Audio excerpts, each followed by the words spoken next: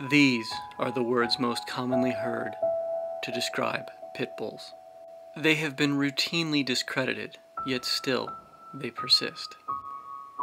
Over the years, many unsubstantiated claims have been made as to the bite strength of pit bulls in order to prove that they are inherently dangerous. Some claiming as much as 2,700 pounds per square inch of pressure. In 2005, Dr. Brady Barr of National Geographic used a special bite sleeve to measure the strength of a trained pit bull's bite at 235 pounds per square inch. In all of this fiction, it becomes hard to find the truth. This, however, is the sad truth.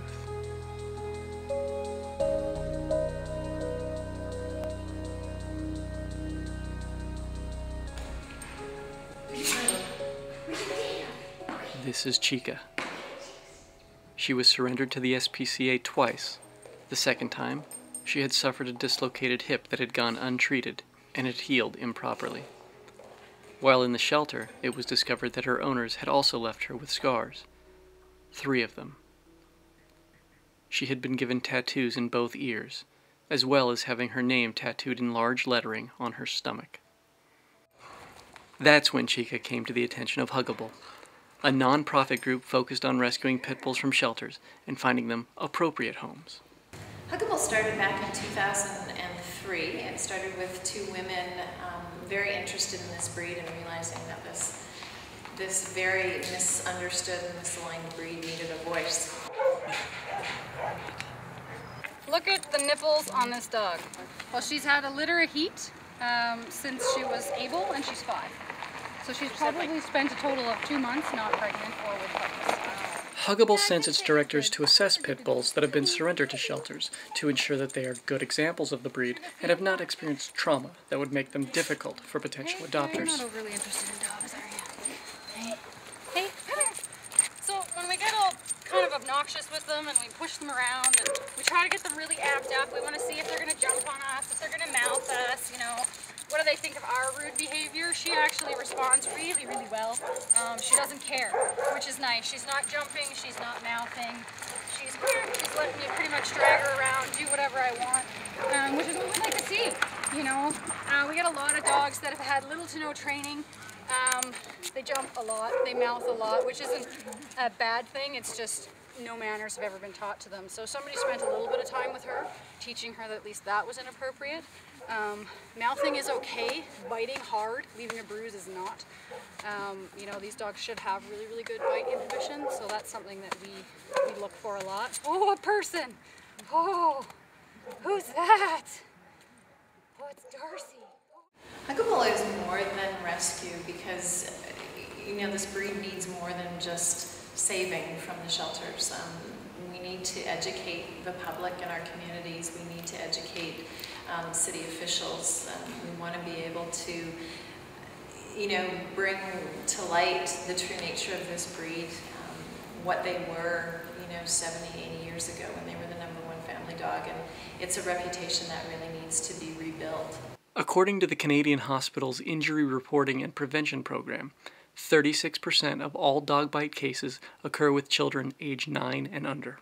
This same age group, however, is over twice as likely to be treated at a hospital due to toy-related injuries. Dr. Stanley Coren of the University of British Columbia states that giving 1 hour of instruction on bite-proofing to children reduces the risk that they will be bitten by more than 80%. He also states that simply taking a dog through a basic obedience class reduces the likelihood that it will bite by 90%. One of the ways HugABull offers support to the pit bull community is through its Pit Ed classes. Pit Ed is actually a training for pit bulls that we heard about through an organization in California, and after visiting with them a couple of times, we were shown how a Pit Ed class is put together, and it's really a class to foster breed ambassadors. In other words, get these pit bulls excellent training in a really supportive environment where there's no bias. Okay, how about you? One of their main goals is to find foster homes until dogs can be permanently adopted. Pit bulls don't do well in shelters because they're extremely people motivated. They don't take well to the stress and the noise. They're much better in a home, which is why we use foster homes. How fast can we go? We know there's a need and there's a lot in the shelter and they don't get out as often, and we wanted to give them more of them a chance. So we decided to start fostering and do what we can. I don't mind being the middleman and giving her a chance at life.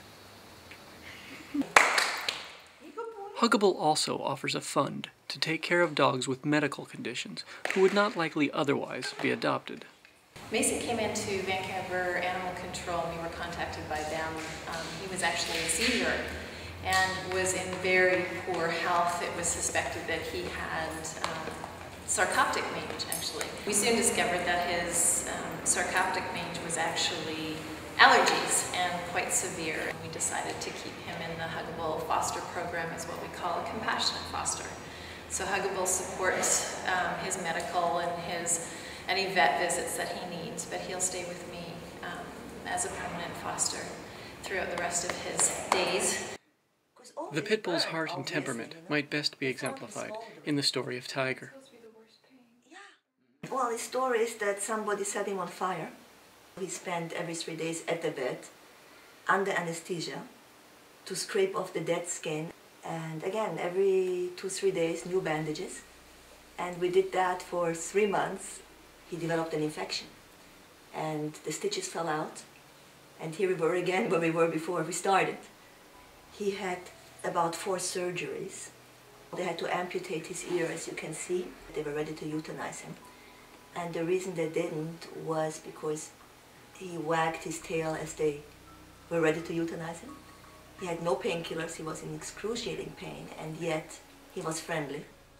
For maintaining his friendly, loving pit bull demeanor through all of these difficult procedures, Tiger was given the British Columbia SPCA's Animal Courage Award.